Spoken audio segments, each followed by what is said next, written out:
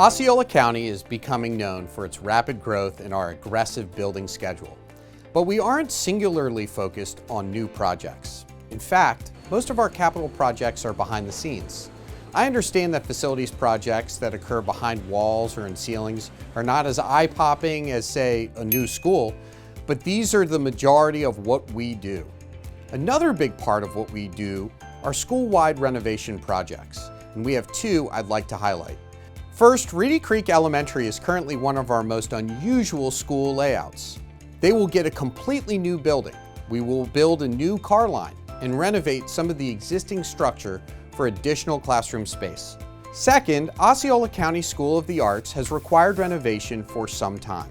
The new campus will have lots of open spaces, equipment consistent with the programmatic needs, new classroom space, renovations to the auditorium, and performance areas throughout the school. We are able to renovate because of the generosity of our voters, who approved a half-cent sales tax that specifically goes towards our capital projects.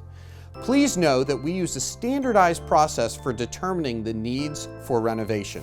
These processes are set forth by the state, and our analysis requires third-party verification. This is one of the best ways for us to build the SDOC teaching and learning experience, and we are excited about what's coming because today is a great day for day one in the school district of Osceola County.